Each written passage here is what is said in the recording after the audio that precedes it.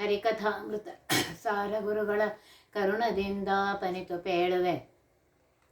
ಪರಮ ಭಗವದ್ಭಕ್ತರಿದನಾದರದಿ ಕೇಳುವುದು. ಕಡು ಕರುಣೆ ನೀನೆಂದರಿದು ಏರುಡಲ ನಮಿಸು. ನಿನ್ನಡಿಗೆ ಬೆಂಬಿಡದೆ ಪಾಲಿಸು ಪರಮ ಕರುಣಾ ಸೆಂದು ಎಂದೆಂದು. ನಡು ನಡುವೆ ಬರುತ್ತೆಪ್ಪ ವಿಘ್ನವ ತಡೆದು ಭಗವನ್ ನಾಮ ಕೀರ್ತನೆ ನುಡಿದು ನುಡಿಸೆನ್ನಿಂದ ಪ್ರತಿ ದಿವಸದಲ್ಲಿ ಮರೆಯದಲೇ. ಇವತ್ತು ಶಿವರಾತ್ರಿ. ಇವತ್ತು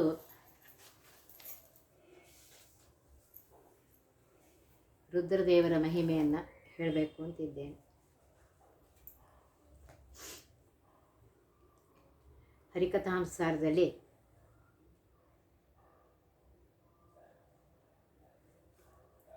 ಮೊದಲನೇ ಸಂಧಿಯಲ್ಲಿ ತಾರತಮ್ಯಾನುಸಾರವಾಗಿ ಸ್ತೋತ್ರ ಮಾಡುತ್ತಾ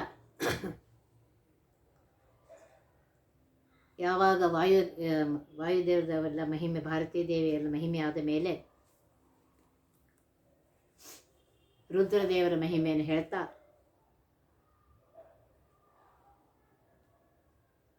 ರುದ್ರದೇವರು ಮನೋಭಿಮಾನಿಗಳು, ಅಹಂಕಾರ ತತ್ವಕ್ಕೆ ಅಭಿಮಾನಿಗಳಾಗಿದ್ದಾರೆ. ಅದು ಹೇಳ್ತಾರೆ, ವಾಮದೇವ ವಿರಿಂಚಿತನಯ ಉಮಾ ಮನೋಹರ ಉಗ್ರ ದೂರ್ಜಟಿ ಸಾಮಜಾಜಿನ ವಸನ ಭೂಷಣ ಸುಮನಸೋತ್ತಂಸ ಕಾಮಹರ ಕೈಲಾಸ ಮಂದಿರ ಸೋಮ ಸೂರ್ಯಾನಲ ವಿಲೋಚನ ಕಾಮಿತಪ್ರದ ಕರುಣಿ ಸೆಮೆಗೆ ಸದಾ ಸುಮಂಗಳವಾ. ಇಲ್ಲಿ ರುದ್ರದೇವರನ್ನು ಕುರಿತು ಬೆಳೀತಾ ಇದ್ದಾರೆ. ರುದ್ರದೇವರು ಮನೋಭಿಮಾನಿಗಳು, ಅಹಂಕಾರ ತತ್ವಾಭಿಮಾನಿಗಳು ಆಗಿದ್ದಾರೆ. ವಾಮದೇವ ಅಂತ ಇದ್ದಾರೆ.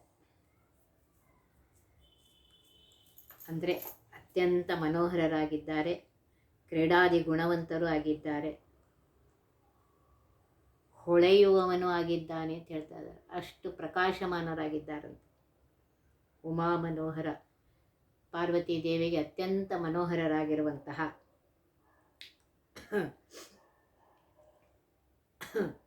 ಉಗ್ರ ಧೂರ್ಜಟಿ ಹೇಳ್ತಾ ಇದ್ದಾರೆ.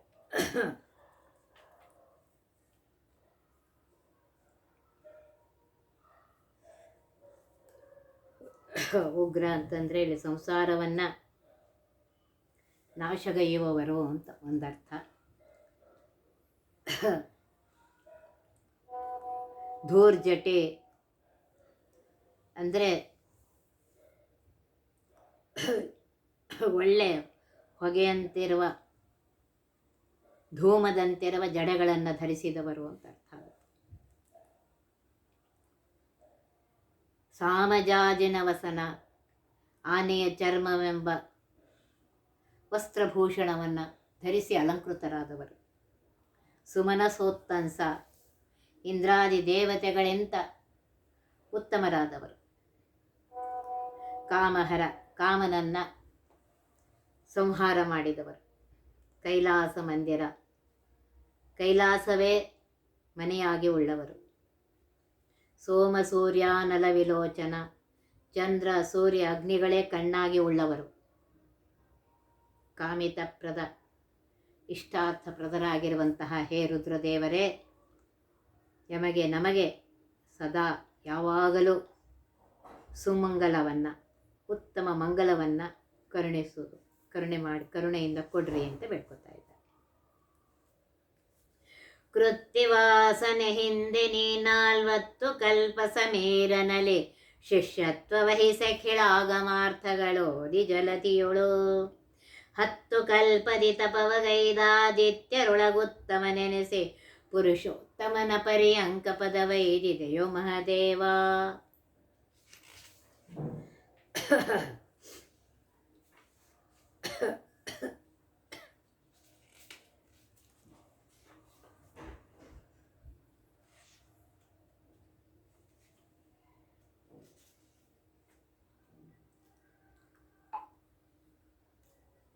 ಕೃತ್ಯವಾಸನೆ, ಹುಲಿಯ ಚರ್ಮವನ್ನು ಉಟ್ಟುಕೊಂಡವನೇ, ಹಿಂದೆ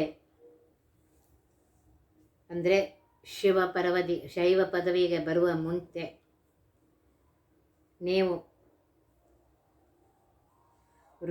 ರಾತವ್ಯ ರುದ್ರ ಪದವಿಯಲ್ಲಿರುವಾಗ 1.5 ಪರಾರ್ಧ ಎಂದು ಹೇಳಿದಂತೆ, ಅಂದರೆ ಚತುರ್ಮುಖ ಬ್ರಹ್ಮದೇವರ 75 ವರ್ಷ ಉಗ್ರತಪ ಎಂಬ ಹೆಸರಿನಿಂದ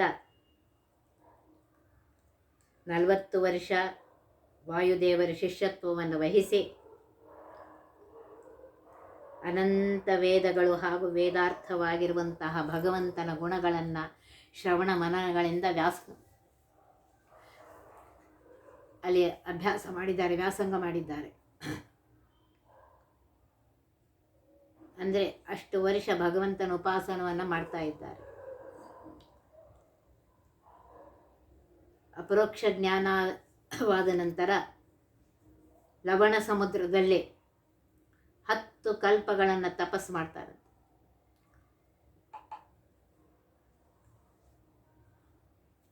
ಅಂದರೆ 49 ಕಲ್ಪಗಳಲ್ಲಿ ಸಾಧನವಾದ ನಂತರ ರುದ್ರ ಪದವಿಗೆ ಅವರು ಬರ್ತಾರೆ. ಅನಂತರ ಇಂದ್ರಾದಿ ದೇವತೆಗಳಲ್ಲಿ ಶ್ರೇಷ್ಠ ನೆನೆಸಿಕೊಂಡು ಕ್ಷರಾಕ್ಷರ ಪುರುಷ ಅಂದರೆ ಶ್ರೇಷ್ಠನಾಗಿರುವಂತಹ ಹರಿಯ ಪರ್ಯಂಕ ಅಂದರೆ ಪರಮಾತ್ಮನ ಹಾಸಿಗೆ ಶೇಷ ಪದವಿಯನ್ನು ಹೊಂದಿ ಮುಂದೆ ಅವರ ಶೇಷ ಪದವಿಯನ್ನು ಹೊಂದಿ ಪರಮಾತ್ಮನ ಹಾಸಿಗೆ ಆಗ್ತಾರೆ. ಇಂತಹ ಮಹಾದೇವರೇ ನಮಗೆ ಸದಾ ಮಂಗಳವನ್ನು ಮಾಡ್ರಿ ಅಂತ ಹೇಳಿ ಬೇಡ್ಕೊತಾ ಇದ್ದಾರೆ.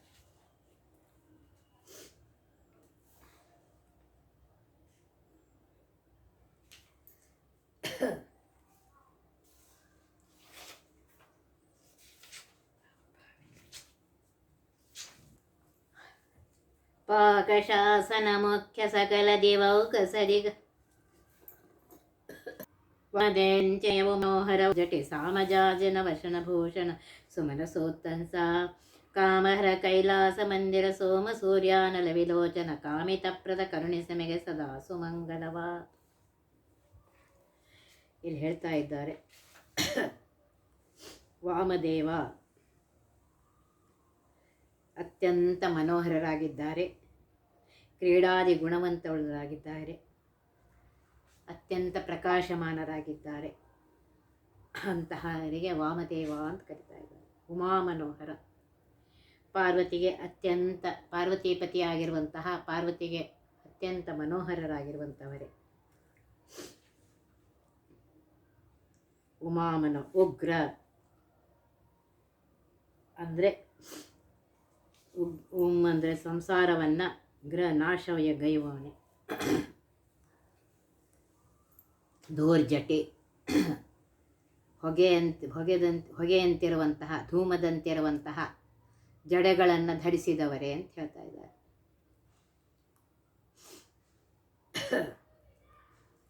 ಸಾಮಜಾಜಿನ ವಸನ, ಆನೆಯ ಚರ್ಮವೆಂಬ ವಸ್ತ್ರಭೂಷಣದಿಂದ ಅಲಂಕೃತರಾದವರೇ. ಸುಮನಸೋತ್ತಂಸ, ಇಂದ್ರಾದಿ ದೇವತೆಗಳಿಂದ ಉತ್ತಮರಾದವರೇ ನೀವು. ಕಾಮಹರ, ಕಾಮನನ್ನು ಗೆದ್ದವರು, ಕಾಮನನ್ನು ಸಂಹಾರಗೈದವರು. ಕೈಲಾಸ ಮಂದಿರ, ಕೈಲಾಸವೇ ಮನೆಯಾಗಿ ಉಳ್ಳವರು. ಸೋಮ ಸೂರ್ಯಾನಲ ವಿಲೋಚನ, ಚಂದ್ರ ಸೂರ್ಯ ಅಗ್ನಿಗಳನ್ನೇ ಕಣ್ಣಾಗಿ ಉಳ್ಳವರು. ಕಾಮಿತಪ್ರದ, ಭಕ್ತರ ಇಷ್ಟಾರ್ಥಗಳನ್ನು ಪೂರ್ತಿ ಮಾಡುವವರು.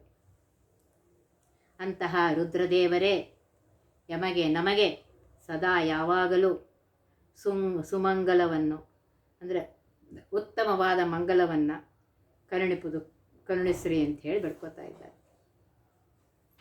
ಮನೋಭಿಮಾನಿಯಾಗಿರುವಂಥ ರುದ್ರದೇವರಿಗೆ ಇದು ಹರಿಕಥಾಂಸಾರದಲ್ಲಿ ಬಂದಿದ್ದಂತಹ ಪದ್ಯ. ಇನ್ನೊಂದು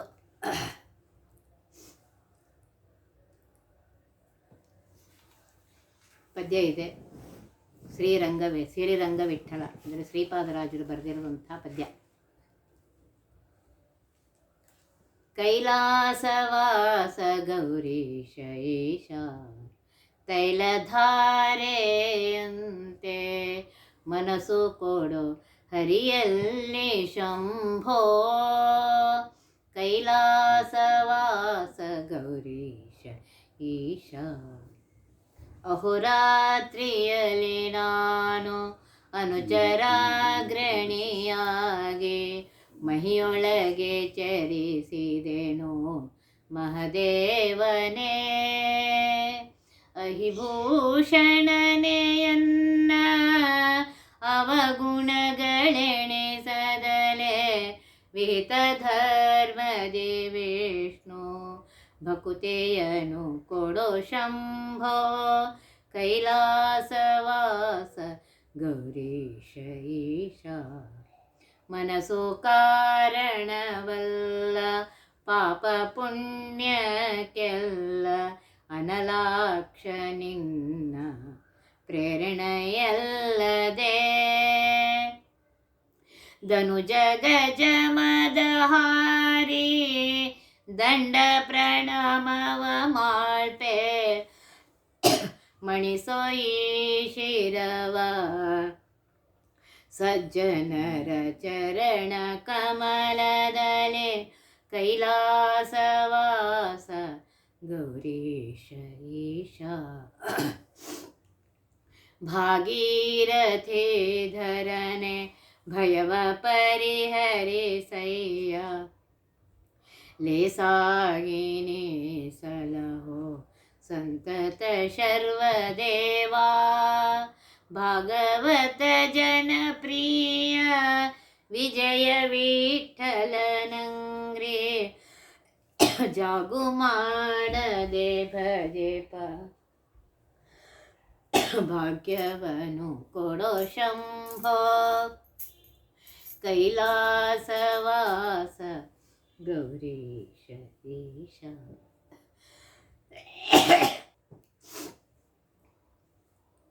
ಕೈಲಾಸದಲ್ಲಿ ವಾಸ ಮಾಡುವಂತಹ ಗೌರೀಪತಿಯಾಗಿರುವಂತಹ ಹೇ ಈಶ್ವರನೇ, ನಿಮಗೆ ನಾನು ಪ್ರಾರ್ಥನೆ ಮಾಡ್ಕೊತಾ ಇದ್ದೇನೆ. ವಿಜಯದಾಸರು ಬರೆದಿರುವಂತಹ ಪದ್ಯ ಇದು. ನಿಮಗೆ ಪ್ರಾರ್ಥನೆ ಮಾಡ್ಕೊತೇನೆ. ಏನು ಅಂತಂದರೆ, ತೈಲಧಾರೆಯಂತೆ ಮನಸ್ಸು ಕೊಡೋ ಹರಿಯಲ್ಲಿ. ನೀವು ಮನಸ್ಸಿನ ಅಭಿಮಾನಿ ದೇವತೆಗಳು. ನಿಮಗೆ ಪ್ರಾರ್ಥನೆ ಮಾಡ್ಕೊತಾ ಇದ್ದೀನಿ, ನನ್ನ ಮನಸ್ಸು ಯಾವಾಗಲೂ ಆ ಪರಮಾತ್ಮನಲ್ಲಿಯೇ ಇರಬೇಕು. ಗಟ್ಟಿ ತುಪ್ಪ ಒಂದೊಂದು ಹನಿ ಬೀಳ್ತಾ ಇರುತ್ತೆ, ಹಂಗಲ್ಲ. ತೈಲ ಒಂದೇ ಹಾಕ್ತಾ ಇದ್ರೆ ಒಂದೇ ಸಮನೆ ಹರಿತಾ ಇರುತ್ತೆ. ಹಾಗೆ ನನ್ನ ಮನಸ್ಸು ಯಾವಾಗಲೂ ಆ ಪರಮಾತ್ಮನಲ್ಲಿಯೇ ಇರುವಂತೆ ಮನಸ್ಸು ಕೊಡ್ರಿ ನೀವು, ಮನಸ್ಸಿಗೆ ಅಭಿಮಾನಿ ದೇವತೆ. ಅಹೋರಾತ್ರಿಯಲ್ಲಿ ನಾನು ಅನುಚರಾಗ್ರಣಿಯಾಗಿ ಮಹಿಯೊಳಗೆ ಚರಿಸಿದನು ಮಹಾದೇವನು. ಹಗಲು ರಾತ್ರಿ ನಿಮ್ಮ ಸೇವಕನಾಗಿ ಈ ಭೂಮಿಯಲ್ಲಿ ಓಡಾಡ್ತಾ ಇದ್ದೇನೆ. ಕೊರಳಿನಲ್ಲಿ ಹಾವನ್ನು ಧರಿಸಿರುವಂತಹ ಹೇ ರುದ್ರದೇವರೇ, ಮನಸ್ಸಿಗೆ ಅಭಿಮಾನಿಯಾಗಿರುವಂತಹ ಹೇ ರುದ್ರದೇವರೇ, ನನ್ನ ಅವಗುಣಗಳನ್ನು ಎಣಿಸಬೇಡಿ. ನಾನು ಸಾಮಾನ್ಯ ಮನುಷ್ಯ, ನನ್ನಲ್ಲಿ ಅವಗುಣಗಳು ತುಂಬಿವೆ. ಅಲ್ಲೇನು ಒಂದೆರಡು ಒಳ್ಳೆಯ ಗುಣಗಳಿವೆ, ಅದನ್ನು ತೆಗೆದುಕೊಂಡು ನನ್ನ ಮೇಲೆ ಅನುಗ್ರಹ ಮಾಡಿರಿ ಅಂತ ಬೇಡ್ಕೊತಾ ಇದ್ದಾರೆ. ಮತ್ತೇನು ಬೇಡ್ಕೊತಾರೆ? ವಿಹಿತ ಧರ್ಮದಿ ವಿಷ್ಣು ಭಕುತಿಯನ್ನು ಕೊಡೋ ಶಂಭ. ವಿಹಿತ ಧರ್ಮದಿ ಹರಿಸರ್ವೋತ್ತಮ, ವಾಯು ಜೀವೋತ್ತಮ, ತಾರತಮ್ಯಕ್ಕನುಸಾರವಾಗಿ ನಾವು ಯಾವ ವರ್ಣಾಶ್ರಮ ಧರ್ಮದಲ್ಲಿದ್ದೇನೆ ಆ ಧರ್ಮಗಳನ್ನು ಮಾಡುತ್ತಾ ಆ ಪರಮಾತ್ಮನಲ್ಲಿ ನೀವು ಮನೋಭಿಮಾನಿ ದೇವತೆಗಳಿದ್ದೀರಿ. ಆ ಪರಮಾತ್ಮನಲ್ಲಿ ಭಕ್ತಿ ಕೊಟ್ಟು ನನ್ನ ಧರ್ಮ ಮಾರ್ಗದಲ್ಲಿ ನಡೆಸ್ರಪ್ಪ ಅಂತ ಬೇಡ್ಕೊತಾ ಇದ್ದಾರೆ. ಮನಸ್ಸು ಕಾರಣವಲ್ಲ ಪಾಪ ಪುಣ್ಯಕ್ಕೆಲ್ಲ ಅನಲಾಕ್ಷ ನಿನ್ನ ಪ್ರೇರಣೆಯಲ್ಲದೆ.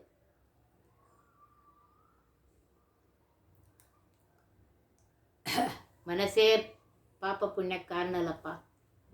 ನೀ ಮನಸ್ಸಿಗೆ ಅಭಿಮಾನಿಯಾಗಿರುವಂತಹ ಅನಲಾಕ್ಷ ಅಂತ ಇದ್ದಾರೆ. 3 ಕಣ್ಣುಗಳಲ್ಲಿ ಮಧ್ಯದ ಕಣ್ಣು ನಿಮ್ಮದು ಅಗ್ನಿ. ನಮ್ಮ ಪಾಪನೆಲ್ಲ ಸುಟ್ಟಾಕ್ರಿ. ನೀವು ಮನಸ್ಸಿನ ಅಭಿಮಾನಿ ದೇವರಿದ್ದೀರಿ.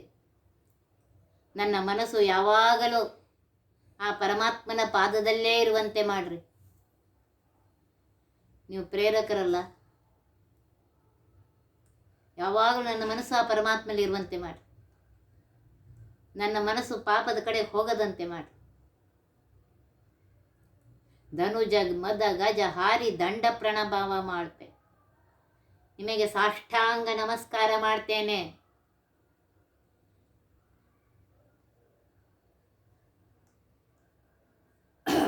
ಮದ ಗಜ ಹಾರಿ ಅಂತ ಹೇಳ್ತಾರೆ. ನಮ್ಮ ಮನಸ್ಸಿಗೆ ನೀವು ಕಾರಣರು, ಮನಸ್ಸಿನ ಅಭಿಮಾನಿ ದೇವತೆಗಳು. ನನ್ನ ಮನಸ್ಸು ಆ ಕಡೆ ಈ ಕಡೆ ಓಡಾಡ್ತಾ ಇರುತ್ತೆ. ಆ ಮನಸ್ಸು ಆ ಕಡೆ ಈ ಕಡೆ ಓಡಾಡದಂತೆ ಯಾವಾಗಲೂ ಆ ಪರಮಾತ್ಮನ ಪಾದದಲ್ಲಿಯೇ ಇರುವಂತೆ ಮಾಡ್ರಪ್ಪ. ನಿಮಗೆ ದಂಡ ಪ್ರಣಾಮ ಮಾಡಿ ನಾ ಬೇಡ್ಕೋತೇನೆ. ಮಣಿಸೋ ಈ ಶಿರವ ಸಜ್ಜನ ಚರಣ ಕಮಲದಲ್ಲಿ ಶಂಭೋ. ನೋಡ್ರಿ, ಒಂದೊಂದು ಪದ್ಯಕ್ಕೆ ಒಂದೊಂದು ಲೈನಿಗೆ ಬಹಳಷ್ಟು ಅರ್ಥ ಇದೆ. ನನ್ನ ಶಿರ ಯಾವಾಗಲೂ, ನನ್ನ ತಲೆ ಯಾವಾಗಲೂ ಸಜ್ಜನರಿಗೆ ತಲೆಬಾಗಬೇಕು.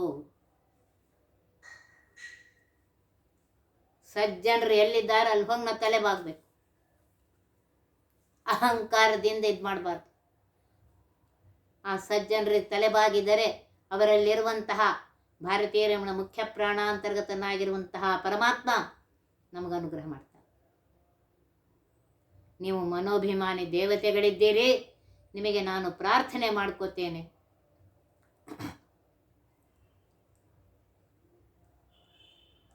ನಾನು ಯಾವಾಗಲೂ, ನನ್ನ ಮನಸ್ಸು ಯಾವಾಗಲೂ ಆ ಪರಮಾತ್ಮನೆಲ್ಲ ಇರಬೇಕಾಗಿದ್ದರೆ ಸಜ್ಜನರ ಜೊತೆಗಿರ್ಬೇಕು. ನಾನು ಸಜ್ಜನರ ಜೊತೆಗಿದ್ದರೆ ನನ್ನ ಮನಸ್ಸು ಯಾವಾಗಲೂ ಆ ಪರಮಾತ್ಮನ ಹತ್ರ ಇರುತ್ತೆ. ಆ ಸಜ್ಜನರು ನನಗೆ ಸರಿಯಾದ ದಾರಿಯನ್ನು ತೋರಿಸಿ ಸರ್ವೋತ್ತಮನಾಗಿರುವಂತಹ, ಸರ್ವೋತ್ಕೃಷ್ಟನಾಗಿರುವಂತಹ ಪರಮಾತ್ಮನ ಪಾದದಲ್ಲಿರುವಂತೆ ಮಾಡ್ತಾರವರು. ನೀವು ಮನೋಭಿಮಾನಿ ದೇವತೆಗಳು. ಆದ್ದರಿಂದ ನನ್ನ ಮನಸ್ಸು ಅವ್ರ ಜೊತೆಗಿರಬೇಕಾದ್ರೆ, ಪರಮಾತ್ಮನಲ್ಲೇ ಇರಬೇಕಾಗಿದ್ದರೆ ಸಜ್ಜನರ ಸಂಘ ಇರಬೇಕು. ಅವ್ರು ಸಜ್ಜನರು ಹೇಳ್ತಾರೆ, ನಾ ತಪ್ಪು ದಾರಿ ಹಿಡಿದಾಗ ಆ ದಾರಿಗೆ ಹೋಗಬೇಡ, ಈ ದಾರಿಗೆ ಹೋಗು, ತಪ್ಪದು ಅಂತ ಹೇಳ್ತಾರೆ. ಆದ್ದರಿಂದ ನನ್ನ ಮನಸ್ಸು ಸರಿಯಾದ ದಾರಿಯಲ್ಲಿ ಇರಬೇಕಾಗಿದ್ದರೆ ನೀವು ಮನೋಭಿಮಾನಿ ದೇವತೆಗಳು. ನನ್ನ ಮನಸ್ಸು ಯಾವಾಗಲೂ ಆ ಪರಮಾತ್ಮನಲ್ಲಿ ಇರುವಂತೆ ಮಾಡಿ. ಹಾಗಿರುವಂತೆ ಮಾಡಬೇಕಾಗಿದ್ದರೆ ಸಜ್ಜನರ ಸಂಘವನ್ನು ಕೊಡ್ರಿ. ನಾವು ಸಜ್ಜನರ ಸಂಘದಲ್ಲಿದ್ದು ಅವರಿಗೆ ನಮಸ್ಕಾರ ಮಾಡುತ್ತಾ, ಅಹಂಕಾರವನ್ನು ಬಿಟ್ಟು ನಮಸ್ಕಾರ ಮಾಡುತ್ತಾ ಅವರು ಹೇಳಿದಂತೆ ಕೇಳುವಂತೆ ಮಾಡಿ. ಭಾಗೀರಥಿ ಧರನೆ ಭಯವ ಪರಿಹರಿಸಯ್ಯ. ನೋಡ್ರಿ, ತಲೆಯಲ್ಲಿ ಗಂಗಾದೇವಿಯನ್ನು ಇಟ್ಟುಕೊಂಡಿರುವಂತಹ ನೀವು ನನ್ನ ಭಯವನ್ನು ಪರಿಹಾರ ಮಾಡಿ.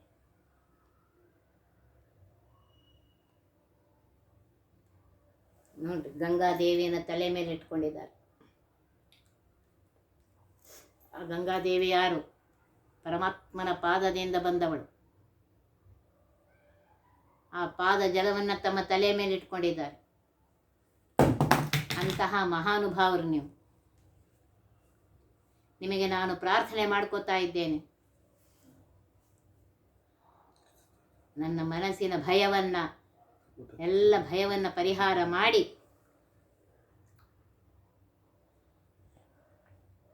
ಲೇಸಾಗಿ ನೀ ಸಲಹೋ ಸಂತತ ಶರ್ವದೇವ.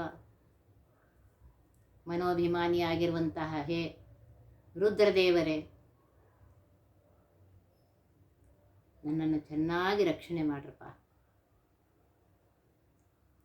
ನನ್ನ ಮನಸ್ಸಿನ ಭಯವನ್ನು ಪರಿಹಾರ ಮಾಡಿ, ಮನೋಭಿಮಾನಿಯಾಗಿರುವಂತಹ ನೀವು ಮನಸ್ಸಿನ ಭಯವನ್ನು ಪರಿಹಾರ ಮಾಡಿ ನನ್ನ ಮನಸ್ಸು ಯಾವಾಗಲೂ ಆ ಪರಮಾತ್ಮನಲ್ಲಿ ಇರುವಂತೆ ಮಾಡ್ರಪ್ಪ. ಮಾಡಿ ನನ್ನ ರಕ್ಷಣೆ ಮಾಡಿ. ಯಾವಾಗ ನಮ್ಮ ಮನಸ್ಸು ಯಾವಾಗಲೂ ಪರಮಾತ್ಮನ ಜೊತೆಗಿರುತ್ತೆ ಆವಾಗೇ ನಾವು ಚೆನ್ನಾಗಿರ್ತೇವೆ. ಆ ರೀತಿಯಾಗಿ ನೀವು ಮಾಡಿರಿ ಅಂತ ಹೇಳಿ ಮನೋಭಿಮಾನಿಯಾಗಿರುವಂತಹ ರುದ್ರದೇವರಿಗೆ ಪ್ರಾರ್ಥನೆ ಮಾಡ್ಕೊತಾ ಇದ್ದಾರೆ. ಭಾಗವತ ಜನಪ್ರಿಯ ವಿಜಯ ವಿಠ್ಠಲನಂಗ್ರಿ, ನೀವು ಎಂಥವರು, ಅತ್ಯಂತ ಪರಮಾತ್ಮನಿಗೂ ಪ್ರೀತರಾದವರು, ಭಗವದ್ಭಕ್ತರಾಗಿದ್ದೀರಿ ನೀವು.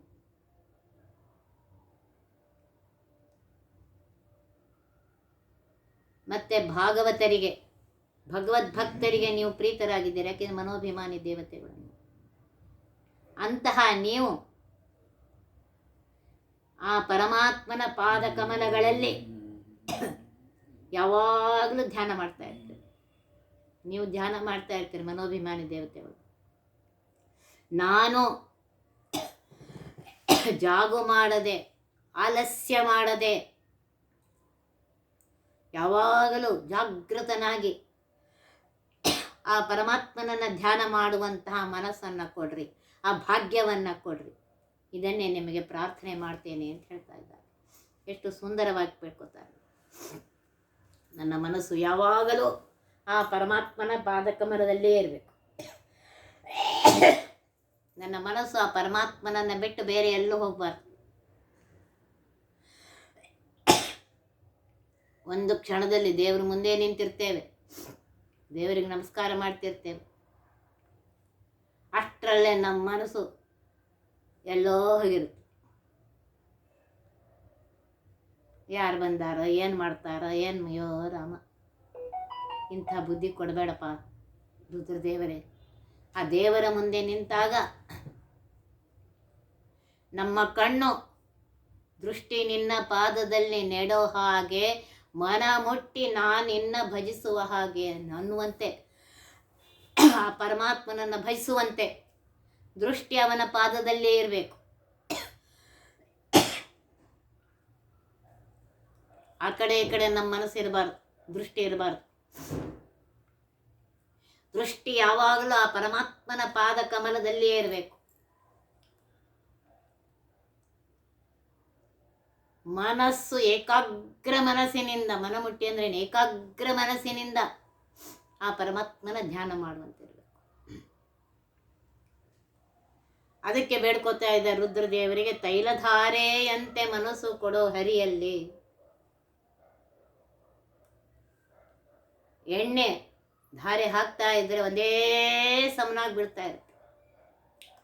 ಹಾಗೆ ನನ್ನ ಮನಸ್ಸು ಒಂದೇ ಸಮನಾಗಿ ಆ ಪರಮಾತ್ಮನ ಪಾದ ಕಮಲದಲ್ಲಿ ಇರುವಂತೆ ಮಾಡ್ತಾ. ಯಾಕೆಂದ್ರೆ ಈ ಮನೋಭಿಮಾನಿ ದೇವತೆಗಳು ಹಗಲು ರಾತ್ರಿ ಆ ಪರಮಾತ್ಮನ ಸೇವೆ ಮಾಡುವಂತಹ ನೀವು, ನನ್ನ ಮನಸ್ಸು ಯಾವಾಗಲೂ ಅವನಲ್ಲಿ ಇರುವಂತೆ ಮಾಡಿ. ನಿಮಗೆ ಅದನ್ನೇ ಪ್ರಾರ್ಥನೆ ಮಾಡ್ಕೋತಾ ಇದ್ದೆ. ನೀವು ಎಂಥವರು ಅಂತಂದರೆ, ಪರಮಾತ್ಮ, ಮಹಾಲಕ್ಷ್ಮಿ, ಬ್ರಹ್ಮ, ವಾಯು, ಸರಸ್ವತಿ, ಭಾರತೀಯ ನಂತರ ಕಕ್ಷೆಯಲ್ಲಿ ಗರುಡಶೇಷ ರುದ್ರದೇವರು ಬರ್ತಾ ಇದ್ದಾರೆ. ನಿಮ್ಮ ಅನುಗ್ರಹ ಆಯಿತು ಅಂತಂದರೆ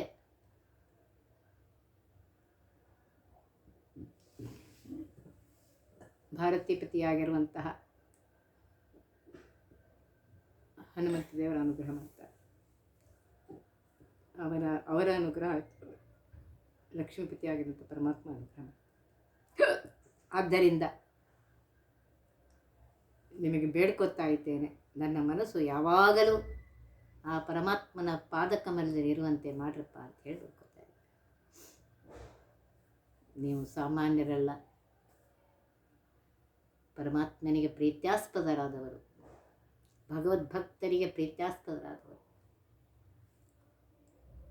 ಅಂತಹ ನೀವು ಪ್ರಾರ್ಥನೆ ಮಾಡ್ಕೋತೀನಿ, ಹಗಲು ರಾತ್ರಿ ಒಂದು ಕ್ಷಣವೂ ಬಿಡದೆ ಆ ಪರಮಾತ್ಮನ ನೆನೆಸು ಮಾಡಿ. ಪ್ರತಿ ಕ್ಷಣಕ್ಕೆ ನೆನೆ ಹರಿಯ, ಪ್ರತಿ ಕ್ಷಣಕ್ಕೆ ನೆನೆ ಲವಕ್ಕೆ ತ್ರುಟಿಗೆ ನೆನೆ, ಇರುಳು ಹಗಲು ನೆನೆ ಹರಿಯ ಮನವೇ. ಮನಸ್ಸಿಗೆ ಬೇಡ್ಕೋತಾ ಇದ್ದಾರೆ ಒಂದು ಕಡೆ ದಾಸರು. ಪ್ರತಿ ಕ್ಷಣಕ್ಕೆ ಪರಮಾತ್ಮನ, ಕ್ಷಣ ಅಲ್ಲ ಕ್ಷಣದ ಸಣ್ಣ ಭಾಗವಾಗಿರುವಂತಹ ಲವತ್ರುಟಿಗೂ ಆ ಪರಮಾತ್ಮ, ಹಗಲು ರಾತ್ರಿ ಪರಮಾತ್ಮನ ನೆನೆಸು. ಹಾಗೆ ನೆನೆಸಬೇಕಾಗಿದ್ದರೆ ಮನೋಭಿಮಾನಿಯಾಗಿರುವಂತಹ ಪಾರ್ವತೀಪತಿಯಾಗಿರುವಂತಹ ರುದ್ರದೇವರ ಅನುಗ್ರಹ ಬೇಕೇ ಬೇಕು. ಆದ್ದರಿಂದ ಇಲ್ಲಿ ರುದ್ರದೇವರಿಗೆ ಪ್ರಾರ್ಥನೆ ಮಾಡ್ಕೊತಾ ಇದ್ದಾರೆ, ಒಂದು ಕ್ಷಣವೂ ಬಿಡದೆ ಆ ಪರಮಾತ್ಮನ ಪ್ರಾರ್ಥನೆ ಮಾಡುವಂತಹ ಅನುಗ್ರಹವನ್ನು ಮಾಡ್ರಿ ಅಂತ ಹೇಳಿ ಬೇಡ್ಕೊತಾ ಇದ್ದಾರೆ. ಎಷ್ಟು ಸುಂದರವಾಗಿ ಬೇಡ್ಕೊತಾ ಇದ್ದಾರೆ ನೋಡಿ. ನಾವು ಏನೇನೋ ಬೇಡ್ಕೊತೇವೆ. ಆದ್ದರಿಂದ ಈ ರೀತಿಯಾಗಿ ಆ ಪರಮಾತ್ಮನ ಪ್ರಾರ್ಥನೆಯನ್ನು ಮಾಡಿ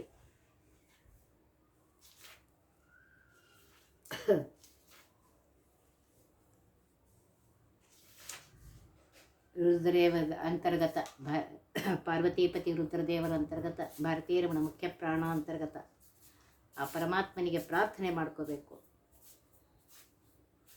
ಯಾವಾಗಲೂ ನನ್ನ ಮನಸ್ಸು ಆ ಪರಮಾತ್ಮನಲ್ಲಿಯೇ ಇರಬೇಕು. ಹೇಗೆ ನೀವು ಯಾವಾಗಲೂ ಪರಮಾತ್ಮನ ಪ್ರಾರ್ಥನೆಯನ್ನು ಮಾಡ್ತಾ ಇರ್ತೀರಿ, ಹಾಗೆ ನನ್ನ ಮನಸ್ಸು ಯಾವಾಗಲೂ ಪರಮಾತ್ಮನ ಪ್ರಾರ್ಥನೆ ಮಾಡುವಂತಹ ಅನುಗ್ರಹ ಮಾಡಿರಿ ಅಂತ ಹೇಳಿ ಇಲ್ಲಿ ಪಾರ್ವತೀಪತಿಯಾಗಿರುವಂತಹ ರುದ್ರದೇವರಿಗೆ ಪ್ರಾರ್ಥನೆ ಮಾಡ್ತಾ ಇದ್ದಾರೆ. ನಾವು ಅದೇ ಪ್ರಾರ್ಥನೆಯನ್ನು ಮಾಡಿ ಉಮಾ ಮನೋಹರರಾಗಿರುವಂತಹ ಹೇ ರುದ್ರದೇವರೇ, ಯಾವಾಗಲೂ ನನ್ನ ಮನಸ್ಸು ಆ ಪರಮಾತ್ಮನಲ್ಲಿ ಇರುವಂತೆ ಮಾಡಿರಿ. ಮನೋಭಿಮಾನಿಯಾಗಿರುವಂತಹ ರುದ್ರದೇವರೇ, ಯಾವಾಗಲೂ ನಮ್ಮ ಮನಸ್ಸು ಯಾವಾಗಲೂ ಪರಮಾತ್ಮನಲ್ಲಿ ಸರ್ವೋತ್ತಮನಾಗಿರುವಂತಹ ಸರ್ವೋತ್ಕೃಷ್ಟನಾಗಿರುವಂತಹ ಸರ್ವಸ್ವಾಮಿಯಾಗಿರುವಂತಹ ಪರಮಾತ್ಮನಲ್ಲೇ ಲಕ್ಷ್ಮೀಪತಿಯಾಗಿರುವಂತಹ ಪರಮಾತ್ಮನಿರುವಂತೆ ಮಾಡಿರಿ ಅಂತ ಹೇಳಿ ಪ್ರಾರ್ಥನೆ ಮಾಡ್ತಾ ಮುಗಿಸ್ತೇನೆ.